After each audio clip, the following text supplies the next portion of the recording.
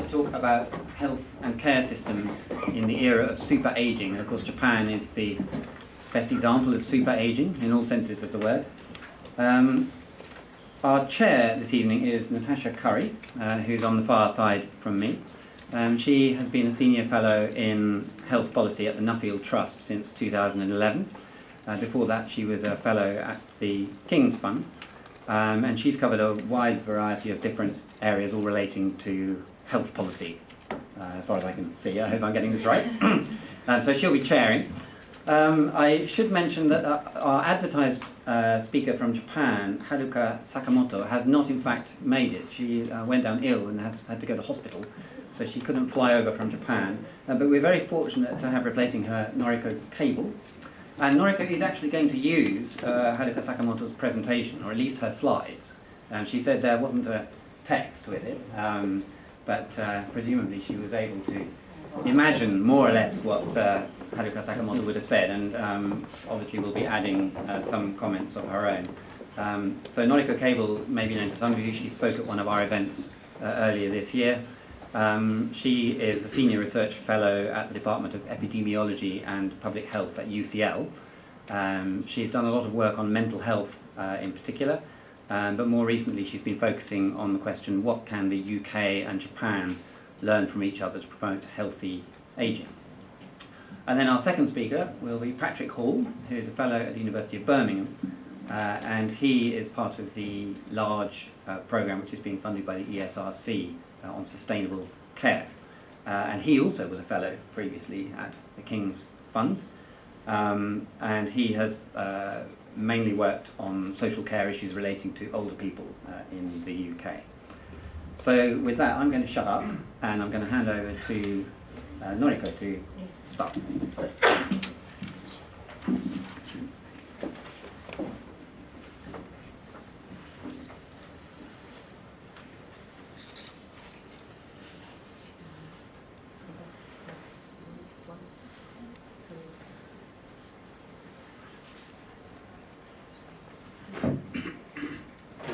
'Thank you, Jason. Thank you very much. I'm Noriko, as Jason said, I'm Dr. Noriko Cable from University College London.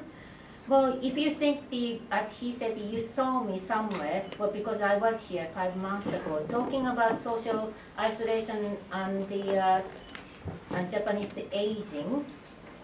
I'm sorry to say that Dr. Sakamoto cannot make it, and she was actually ill in a hospital, but I hope she will recover soon. And I'm really delighted and honored to fulfill her wish by presenting her talk on her behalf.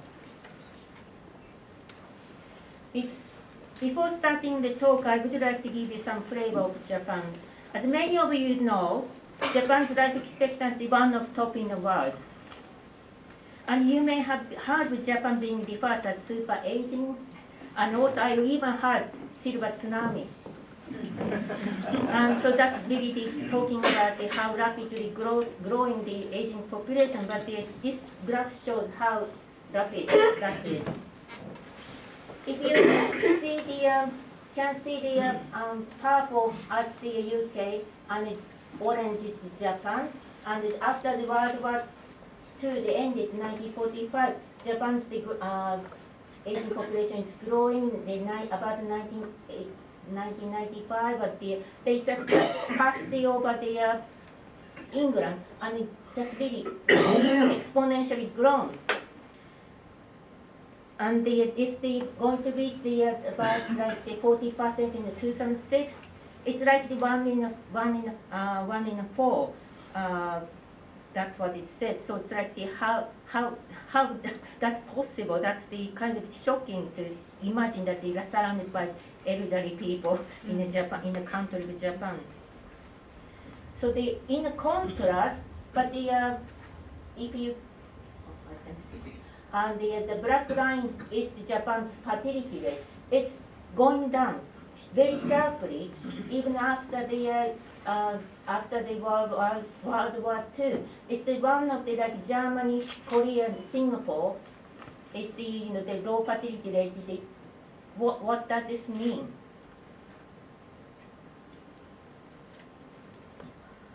So given the low fertility rate, Japanese population has been shrinking since around 2010 and cannot stop it. And it was said we're going to have like 90 million total population by 2060. So it's like a huge, massive reduction of people, and that's really quite shocking as well. And the projection shows the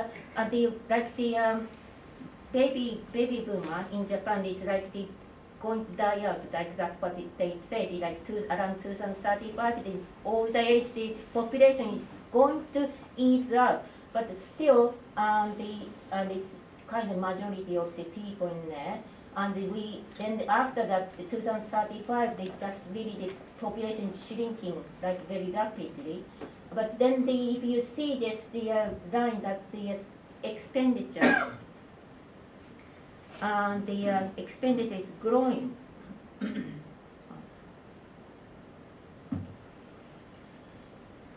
So I would like to bear the two pictures in Japan in your mind: super aging and shrinking population. So we can think together how this will have the implication in Japan's healthcare system. So this is the talk is the structure in 4 parts. First, describing trends in healthcare expenditure in Japan, followed by description of how system is meeting with the financial needs.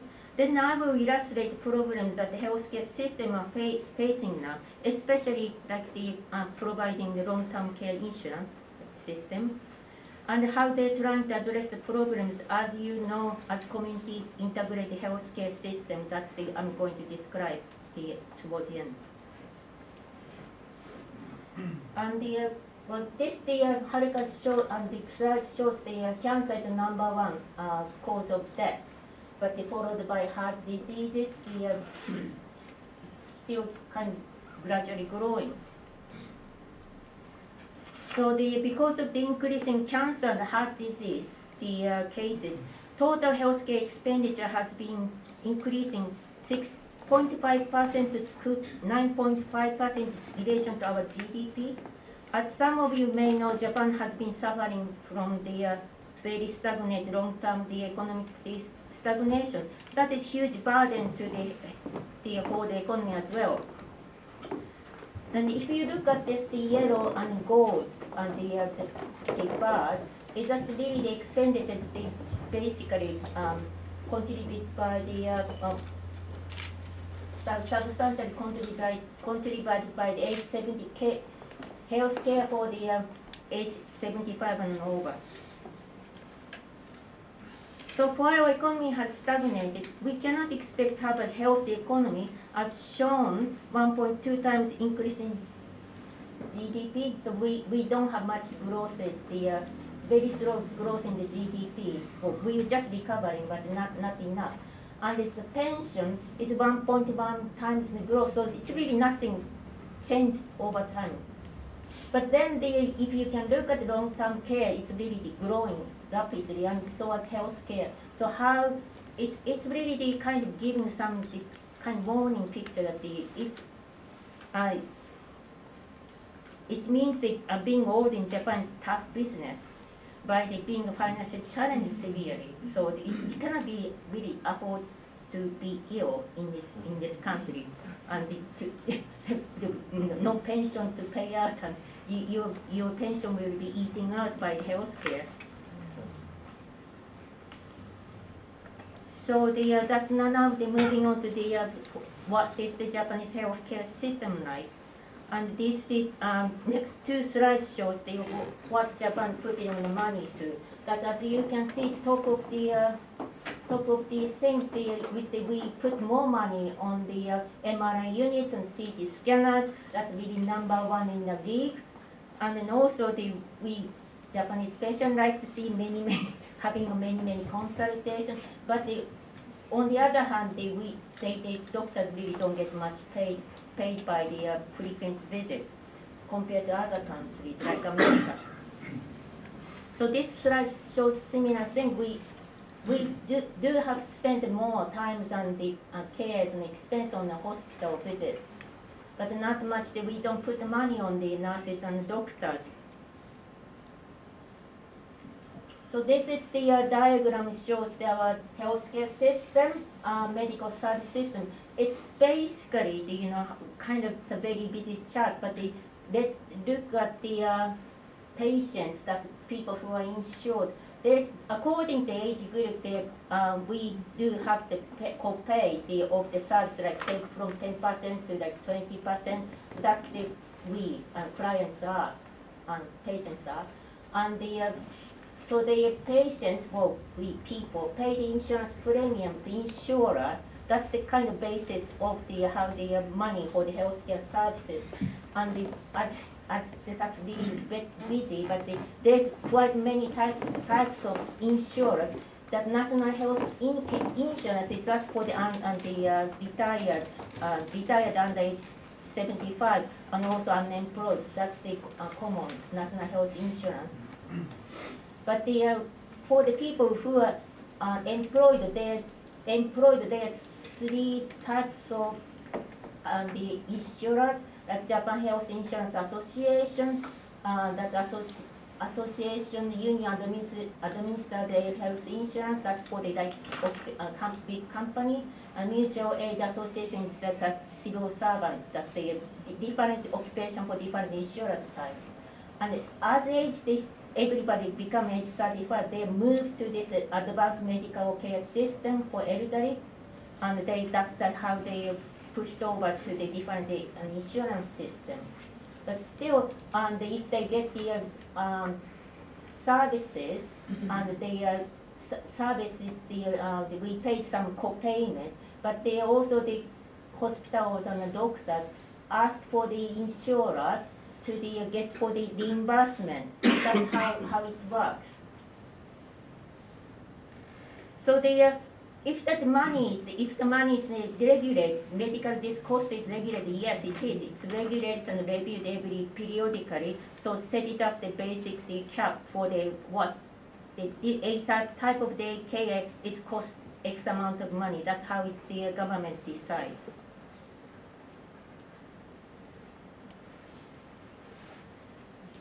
Oh, that's what it's yes. And so now moving on to long-term care system, because this used to be we didn't have long-term healthcare system, but as the Japanese, the aging people, they are growing, and the healthcare expenditure is growing, and so we have to do something about it. This is how they are setting up around the 2007 or 2004, I forgot which year was it, but this is for particularly to the care for the elderly people, setting up the special care of the social services. And this is the structure. It's still busy, but the target population is the aged 65 and over. And also the between age and 40 and 60 people who are working, but with the chronic condition, they certified with the you need a long-term care, that they can receive the long-term care. But how this to get funded is still kind of interesting. But they have all these retired people have the pension, but they're kind of taking money from the pension. That's depending on your income from the pension, but that's varied 20 to 20%. But they sucked up to pay for these services. But that's half of it. That's half of the whole long-term care. Then the half of it still filled by tax, coming from the municipals. Some are also subsidized by the state and the prefecture, because some of the municipals they are not really raising enough tax, so they have to be supported by the central government. I think that's what is really good about Japan. So but still the people have to pay 10% of their services. But this 10% is just really say 10%. But if you don't have any income, or if you actually on a social welfare system, you're in a poverty line, you don't have to pay this 10% or the premiums. So that's how trying to be fair to the all levels of the income. The ratio is decided upon. So now they're moving on to the type of care that we are providing under long-term care insurance services. They used to be the facilities services like nursing home, nursing care, but they're moving toward from that to the private, the home-based care to save some money, or actually they're trying to get people to be independent living in their own community. So what do they do? It's like home visit services, and they like bathing and nursing care, and also there's some assessment for the long-term, the needs for long-term care, and then day services, short stay services. And it's that if you're getting the more severely disabled, you're moving toward the residential services. But all this care service assistance is made through the assessment. They kind of given to the which service they should go.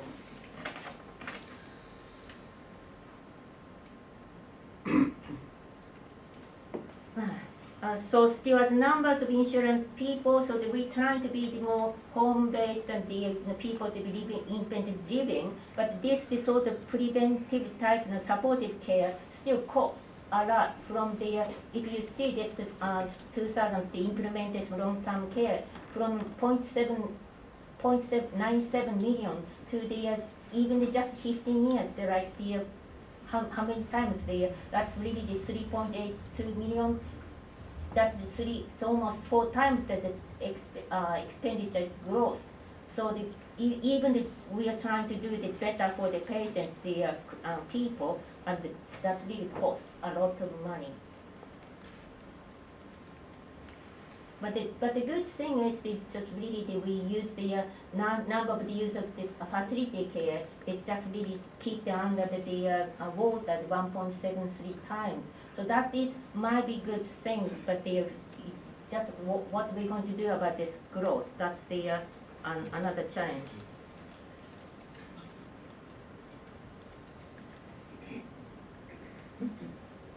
So now they're moving on to the community integrated healthcare system. That's something that coming from that previous the diagram from the home-based services. That's more the government is now talking to each municipal, and that's saying that you are in charge of providing care, but it has to be more effective. So that's they really have to be talking to the hospital, nursing care, and patients, the patient's need, and all these administrators, and that's something that this cycle of this they have to be effective and not falling into the nursing home. That's the community-based integrated care. That's the principle in a nutshell.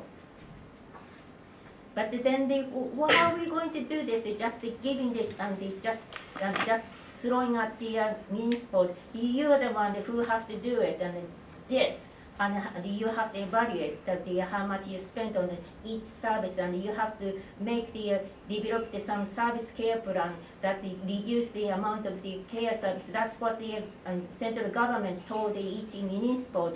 So they offended long-term care services they implemented. All the administrative people got so confused and puzzled and panicked. So, this takes from my colleagues, the research group called Japan, the Geriatric Evaluation Services, is they really did the clever things to the working, creating partnerships with municipals and administrators.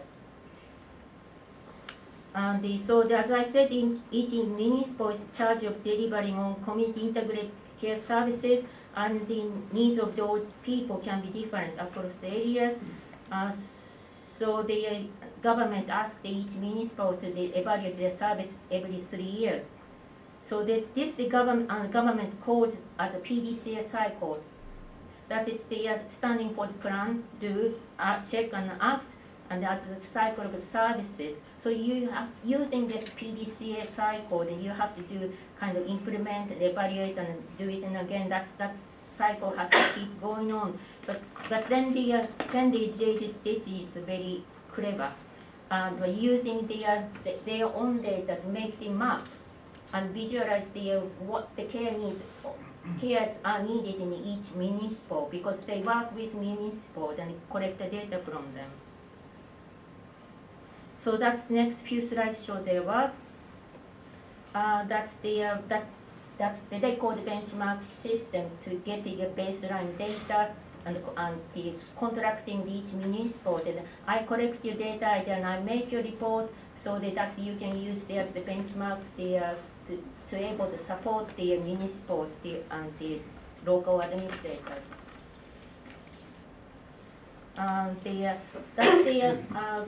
This is the map that they created by each the municipal, and they whatever the variables that in this case it's like this some the depression and the percentage of the depression in each municipal kind of ranked from top to bottom to say which municipal is the more having more risk of the having of depressed cases, and they do that in each variables the which municipal had most falls, and so on and so on.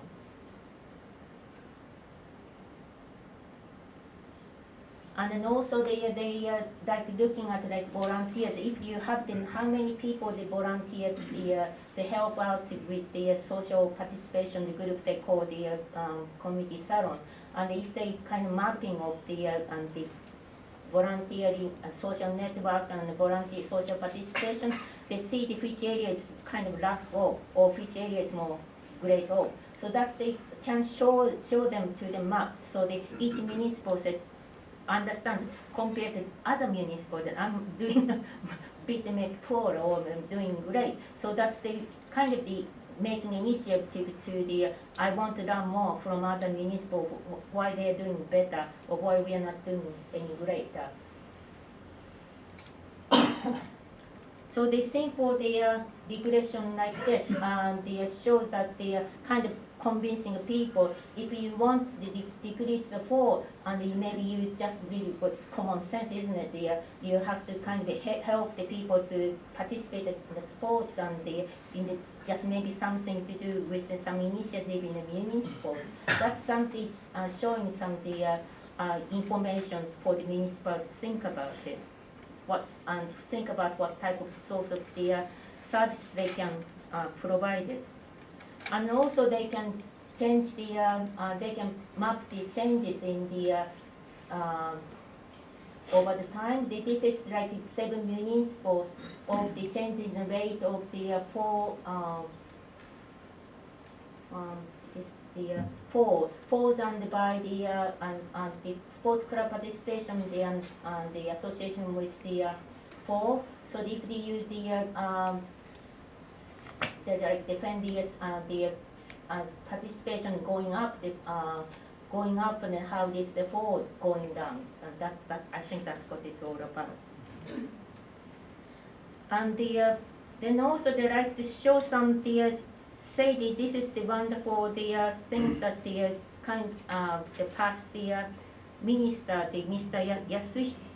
Yasuhisa Shiozaki proposed the Japan's vision, the healthcare 2035. That's the vision for the Japanese healthcare. But it's in a nutshell that they wanted say the paradigm to be shift to it used to be quantity inputs and regulation, cure and fragmentation, but towards 2035 has to be looking at quantity over quality, inputs and value, and even you say the regulation, but giving the autonomy to the patients, and not cure but providing care, and fragmented care has to be integrated. That's what the Japan Vision Healthcare is proposing to do. For us to do. Yes.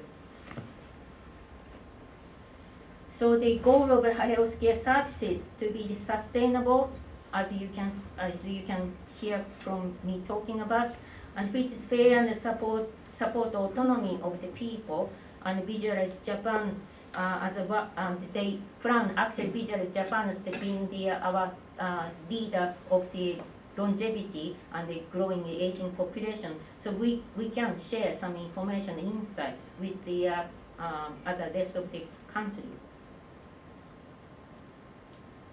But another problem is in Japan, it's having solo living, the number of solo living is increasing. Especially the women tend to live longer. They're losing their husbands and partner, and they tend to live. More women tend to live by themselves, and that's really increasing over time. So they are also that's the growing problems of the never married people in Japan. So who are going to look after all the people who have never married and have no children? So with declining fertility rate, anyway, they rely on traditional based on Confucius ideas of the family-based family planning in English is no longer sustainable. That's something Japan has to think about a lot. We cannot rely on the family. We cannot say or nephew or cousin or whoever your relative, would you going to look after me when I'm ill? That's no longer. It's not sustainable. So that is the final challenge to Japanese healthcare system. To summarize from the talk, I highlighted Japan's problem.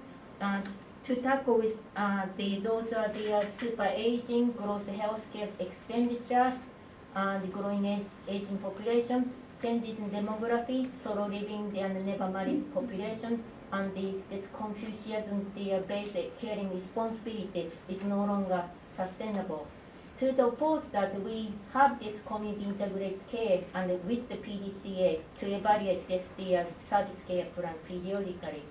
But then it's really still, although it's implemented quite long, but it still has to be looked at, more monitored, and the data to be simulated and evaluated systematically. So future challenges for us is how we can live, if you live by yourself, but how we can older people to be independent, autonomous, and probably if you're going to provide community integrated care, how the autonomy to be maintained. But at the same time, this has to be the partnership with community, that not they spending, well, I shouldn't say something like this, but they're hypocrite, but we cannot expect taking the state to be putting a tab on the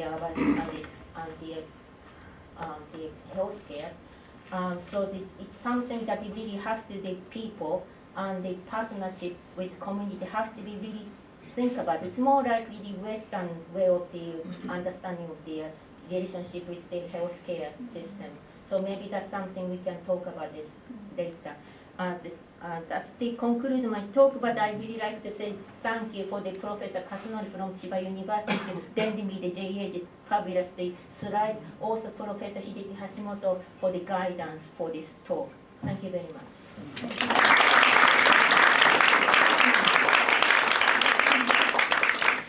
Thank you, Noriko, for that very, very interesting presentation and for picking up Haruko's slides. We appreciate it very much. Now I'd like to welcome Patrick, who's going to talk a bit more about closer to home. Yeah. Okay. Can you all hear me okay? At the back? Give me a wave if you can hear me. Okay, good. So my name is Patrick Hall. I'm a research fellow at the University of Birmingham. My work is part of a broad Economic and Social Research Council funded programme looking at sustainable care in the UK and situating it internationally. We're looking at varying different aspects of social care, particularly looking at the role of technology in social care, role of migrants as workers but also recipients of social care, and looking at different models of home care and residential and nursing care across the UK. A really important part of our work is looking at how informal care can be supported, and people can be supported to juggle their family care responsibilities with their growing working responsibilities as well. My individual work package is looking at the 4 systems within the UK. We've had 20 years of devolution, and what I'll be looking at over the next 2 years is how those systems have diverged and how they remain the same. So I've only been in post for 4 months, so I won't be sharing any sort of extensive findings with you. We're just about to start some field work of extensive qualitative interviews all around the UK, but also a big part of what we're trying to do is learn from systems around the world and try and situate the 4 systems of the UK within those typologies. So what I'm going to do is talk a little bit about our theoretical framework for trying to compare different care systems, something we call care regimes, which is based on a lot of literature which emerges from some of the welfare state typologies and feminist and globalist critiques of that framework. So, post-industrial nations face a number of common concerns in policy. Dr. Cable really clearly showed the impact of falling fertility and increased mortality in Japan. That's happening at a different rate in different parts of the world, but largely across the post-industrialized countries, this is happening, and it's a real issue that everyone's trying to deal with. When we say an aging society, what we've got to remember, we're not just talking about a growing proportion of older people, but we're also talking about a shrinking proportion of working age people as well. People that work, contribute taxes, and crucially, people who provide informal care within families and communities. So it's a double challenge. It's a big challenge across the world. While that proportion of working age people is shrinking, it's also changing in its characteristics. Of course, traditionally it's been women within families that have provided the vast majority of informal care in our societies. And with the large-scale entry of women into the workforce internationally, that's really transformed the structure of our families and the things that we can expect. And you talked about, the influence of these traditional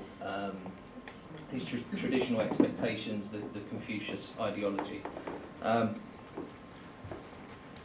Our families themselves are, of course, much more geographically dispersed. So geographically dispersed, in fact, that my mum has had to book a ticket to come and see me here. So give us a wave, Mum. So we're much more mobile. We live in different parts of our countries. We live in different parts of the world. There's a huge impact on internal migration and external migration on our care regimes and our care cultures. So, social care has only really been around as an area of study in particular for the past 30 years. This is really because care itself has changed in the way that we think about it. It's become a problem, not just a private problem for families, but a social problem because of all of these things that we've talked about today. So it's become more and more important for us to learn about the different ways that countries are tackling and adapting to these problems that we've identified today. So events like today are really, really important and actually become more and more important as we attempt to tackle these problems internationally. So we need to learn quickly. We don't talk about care systems or care policy because these challenges for modern society, they implicitly articulate a public ethics. They are informed by the values of the societies in which we attempt to implement policy. That's why we use the term regime and not policy. This is from a German academic whose work's been really influential in some of the theoretical frameworks. She says the replacement of the term policy by regime is advantageous because regime doesn't measure policy by comparing a particular policy's outcome to its declared aims. Instead, using regime enables us to ask questions like why and when are particular social circumstances defined as a political problem? So why is care a political problem? And we'll talk a bit about the politics, I'm sure, later today. but which norms, perceptions and interpretations come into play when we talk about care? So part of our work is trying to situate these care systems, the responses to these big social problems, within a framework of norms and interpretations, and that's what we mean when we say a care regime. And of course this is based on the work that's traditionally been done on welfare states and comparing welfare states, but it really centres on understanding how unpaid work and the family enable people to take part in the labour force, and think about how the interrelation of gender and family norms work with the process of decommodification of care work, including the extension of social rights across society. And of course there's a central role here for understanding migration. We can see this here in London. Almost three quarters of care workers in London are non-UK born. And we can see it in Japan as well, where the urgency of the care problem in Japan is softening maybe some of these traditional values as well, and making Japan perhaps have to rethink some of its approaches to migration. So traditionally, the European care regimes have been split into four. We've got the Scandinavian model, often used as this sort of beacon of light in Europe, where we have this universal needs-based system, which is often coordinated and delivered by the state. Something approximating what we have in terms of our health system with the NHS. We've got the systems that appear in Southern Europe, what we'd call a family care model, which tend to be influenced by Catholic culture and have the centrality of the family at the heart of those regimes. We have our system here in the UK, the means and needs tested model,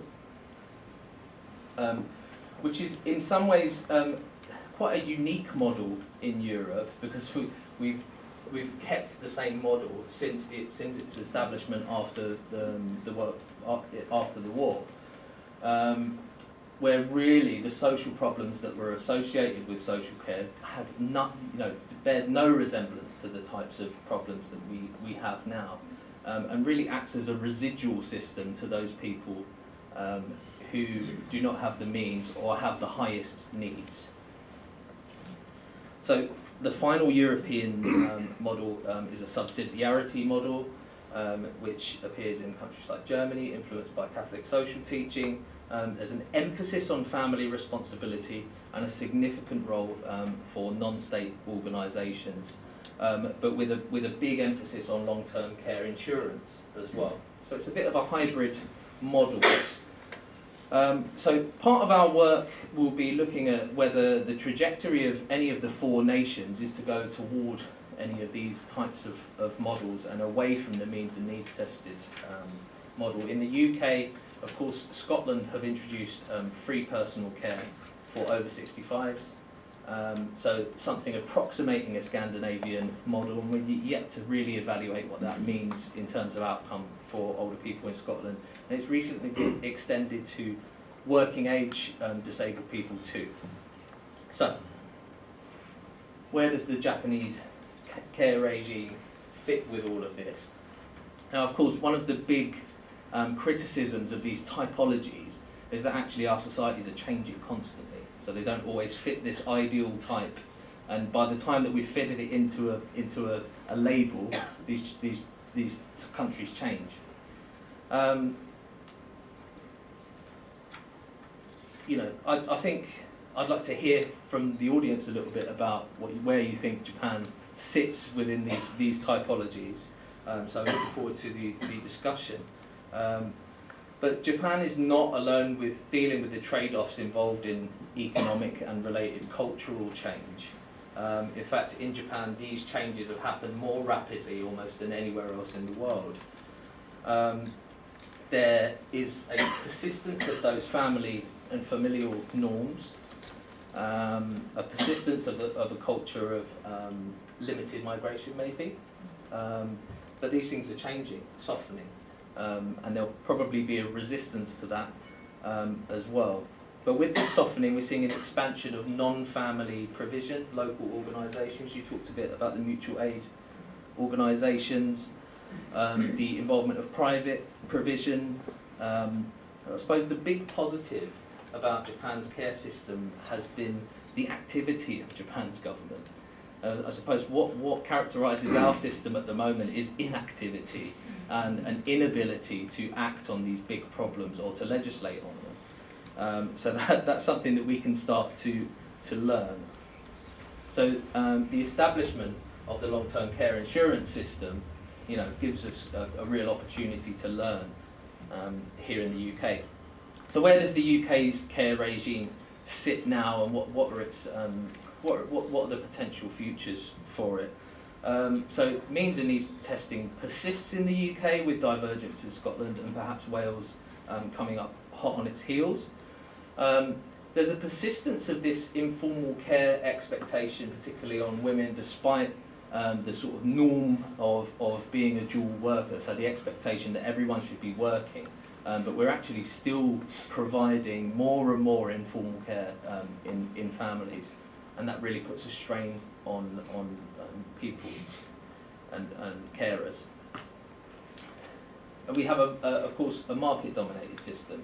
So we have a huge proportion of people that pay for their own care, and it still remains a residual system for people that do not, that have, have either high needs or a low proportion of needs. So the entry point into the social care system is that you have to have less than £24,000, plus around £24,000 in assets.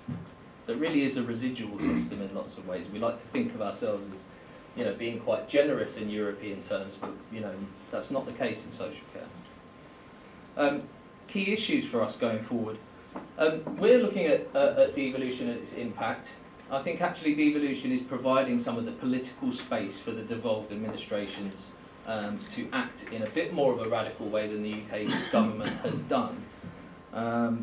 Like I mentioned, support for informal carers is key. The B word, can anyone guess what that is? Brexit. Yeah, right.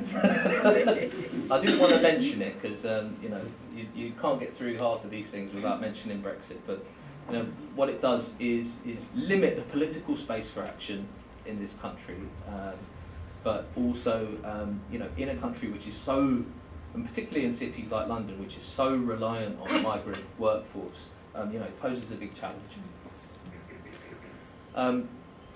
And without sounding too harsh, in England in particular, we face real political stalemate influenced by this Brexit situation.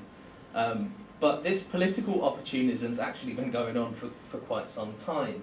A big part of our politics is that it's become so polarised that opposition parties really find it hard to not take the political capital around election time.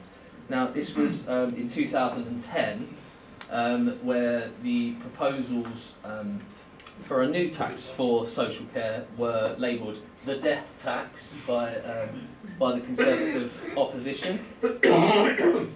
And all of this looks very, very scary, doesn't it? Because when we're talking about social care, we're talking about growing old, and often we're talking about the potential for leaving our children something. And this type of political campaign really resonates with people. It scares people. But of course, the Conservatives are not the only people to play this game. This is a Lib Dems poster, don't bet your house on it. So you're talking about these very emotive issues about inheritance, about death, about dementia, things that people are really scared of and people are afraid of in our country. So that culture of political opportunism is something that really holds us back from attempting to legislate around these issues. And in fact, we talked a little bit about the Green Paper. There's a proposed social care Green Paper at the moment, and small little bits that are pushed out through the media are even jumped on. So if you look at this, so instead of talking very progressively about long-term care insurance and sharing the burden, sharing this uninsurable risk in our lives that worries us all so much. You know, we talk about, he wants your pay docked. You know, look at it, look. You know, and actually it's it's that overreaction that really hinders our political debate around social care. So what can we learn from Japan? Natasha produced a fantastic report from the Nuffield Trust, so I'd urge you all to read that, because it gives us some really clear lessons from the long-term care, the introduction of long-term care insurance in Japan.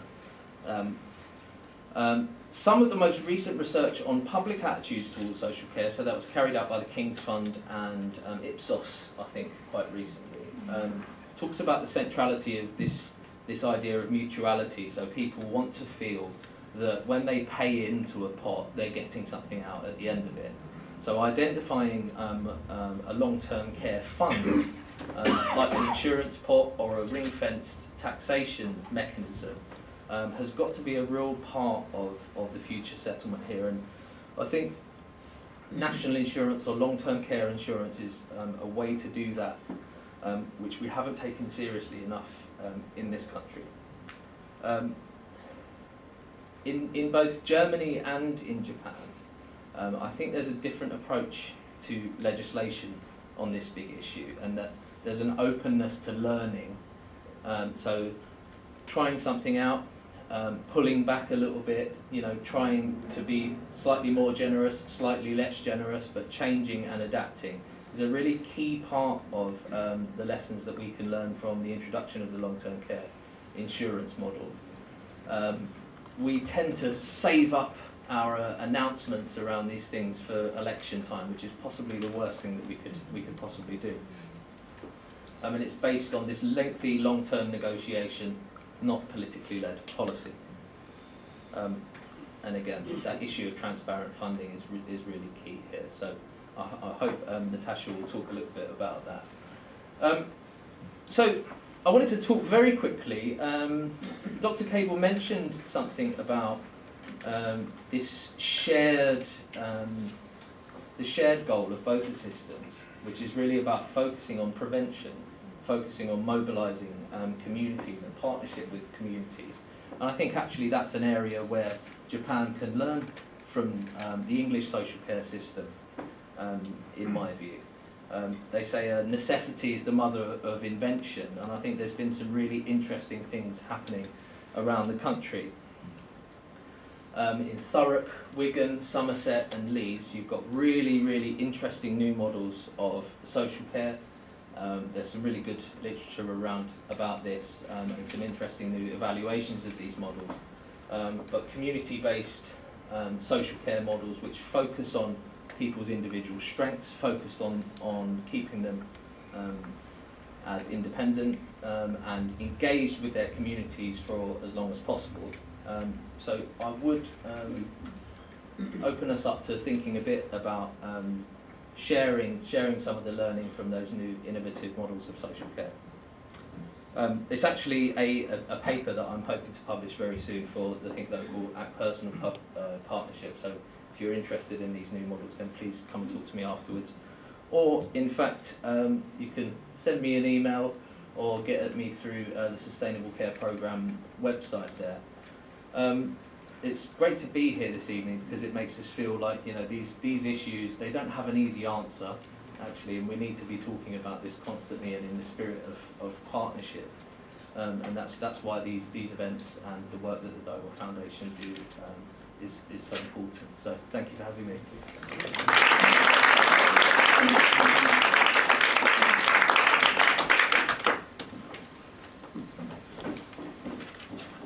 Thank you, Patrick, for that very, very interesting presentation. Thank you both for your very thought-provoking presentations. I will open the floor to questions. I'm sure we'll have a very lively Q&A this evening because these are such fascinating issues. But I did just want to pick up a few themes that I've heard today. So I work for the Nuffield Trust, which is an independent research foundation.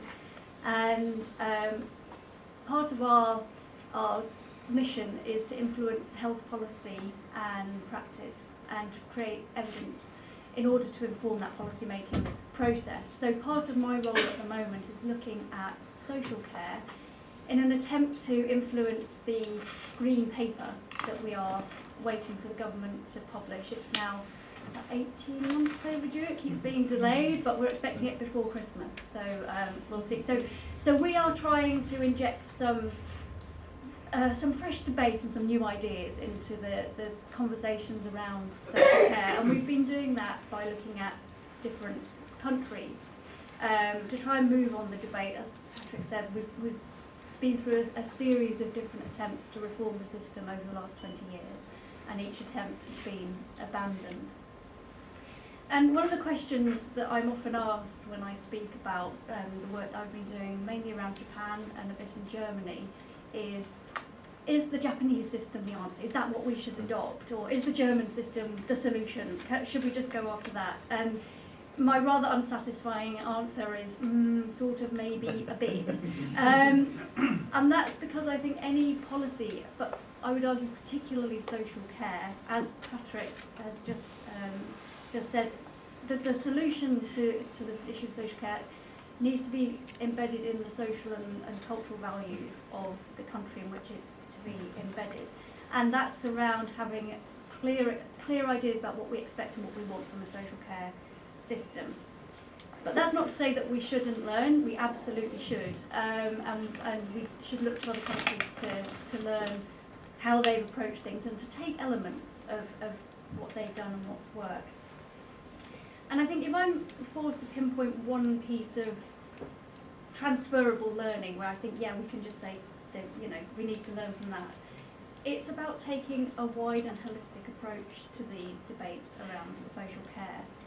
I think one of the mistakes that we've made in England over the last however many years we've been discussing this is that we are fixated on the funding solution.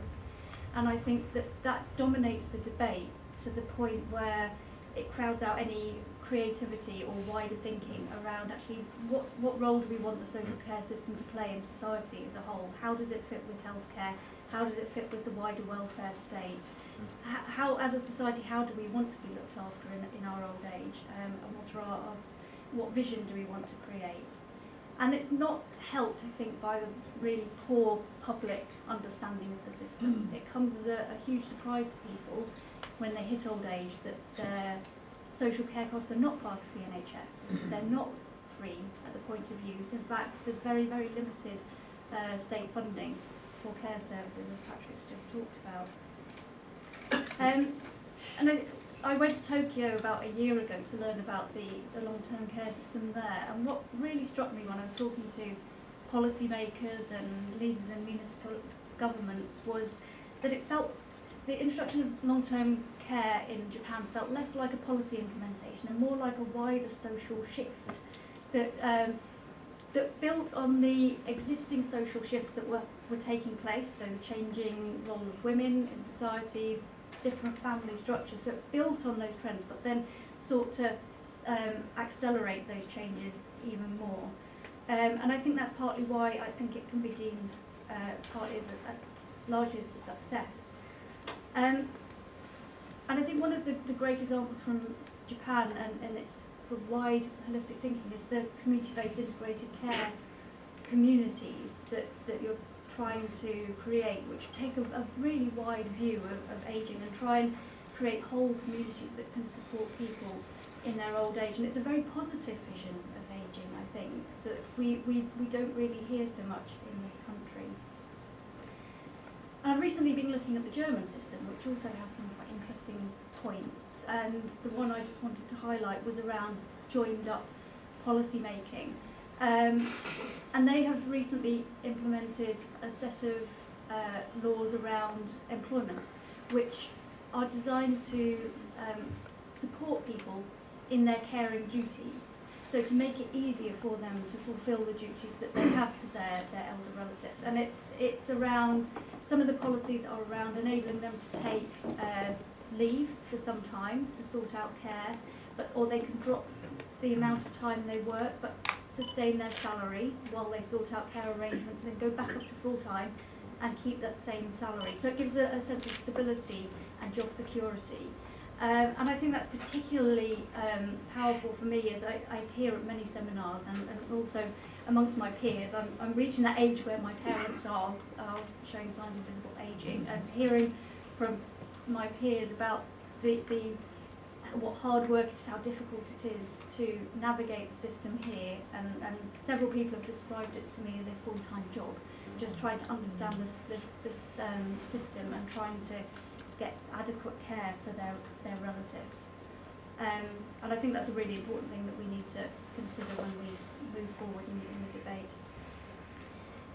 So as we move towards Christmas and towards the promised green paper, I suppose my fear is that if it materialises, my fear is that it will be yet another short-term sticking plaster, of which we have had several. There was a small pot of money announced last week at the Conservative Party conference, a few million to sort of sustain the system a little longer.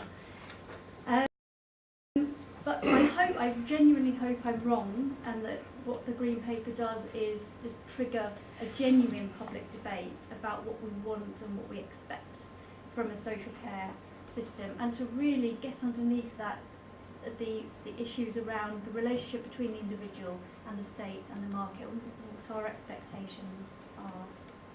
And I think the Green Paper is a great opportunity for us to be creative and to think holistically, if the political environment will allow us. But we are 20 years behind other developed nations, 20 plus years behind other developed nations in tackling this issue, which is not a great indictment on us, but I think it does give us the luxury of being able to look and learn from other countries and their challenges and successes.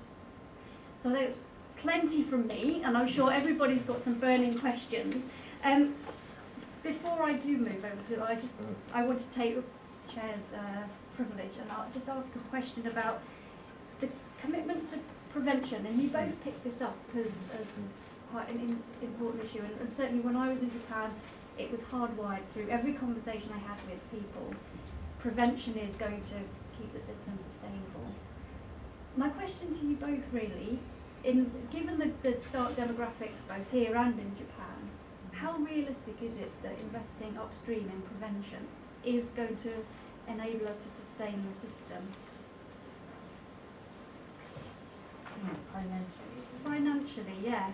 Given the alarming demographic graphs, is it going to keep the system Well, the sustainable? one thing that I would really like to mention is Japan's tobacco law, and because the guy that wrote the health care, for the future, the minister, health minister Shioda, I forgot, but he was kind of doing campaign of the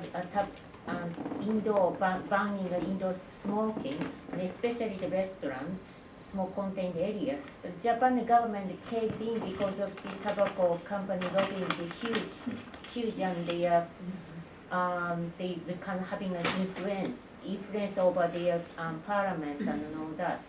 So it didn't become a law, and they maybe even trying to make it as a law, and they just okay, but we only can do this small areas. They really exempt from the this indoor smoking regulation. So it's just really it's not happening. But then if you remember from the cancer, the growing cancer, we have huge mortality in cancer. So something really has to be done. This is something you kind of have to change. People have to change. But then the government don't want to do it. But I think there's some grassroots movement that called the Kemran that my friend started. Then they listed that the restaurant, the food, they ban the all indoor smoking, and they can sort of recommend if you're suffering from smoking in the restaurant, you go to this restaurant. And then I think that's really word of mouth. type of thing, and the people just enjoying it free, smoking free environment in the restaurant. I think that is something that we can learn, that even the government don't want to do it, but we can do it ourselves, and we can take it in a, I mean, even we cannot make a regulation to this as such, but we can do it from small effort. I think that's something the Japan used to be reluctant to do, because the Japan don't want to be noticed by taking initiative. I think people all agree. But the young people is doing it, maybe coming from the westernized an idea of initiative and independence, and just doing something for good cause. So I think that maybe upstream is not coming from the policy, but maybe from within our community. That's interesting. Thank you. Patrick, what are your... I'll be quick, but I think prevention is thought about in lots of different ways. It's certainly defined in the legislation in lots of different ways, but I think ultimately it's a cultural thing. Really, if we're talking about preventing people, there's preventing people from entering the state's care, the state's orbit, and there's prevention in terms of creating a more caring society. And those two things aren't the same. Just sort of batting people away and saying, we'll come back when you're really sick is one type of prevention. It's called demand management sometimes. But there's also this challenge of building a more caring society, which promotes caring relationships, enables those things to be stable, and in fact incentivizes those things. And I think that's the real challenge, and that's as much a cultural challenge as it is a financial one. So I think part of prevention is this political challenge of iterative consultation and conversation about what do we expect of families. What do we expect of families? If we expect families to care for each other in a way which, keeps the state sustainable financially, then we need to support them to do that. And that might mean, moving investment away from state provision into the support of informal carers. But I think, realistically, within the current sort of political and financial restraints, that's not possible, except on a very sort of rhetorical level. But I think it's part of that discussion has to be about the culture of caring that we live in, and being explicit about it, being explicit and making it based on what people's values are. I don't think that happens at all now. I think we just, we come out with a sort of clever policy idea without talking to people about the values and the ethics that it's based on. I think that's a big part.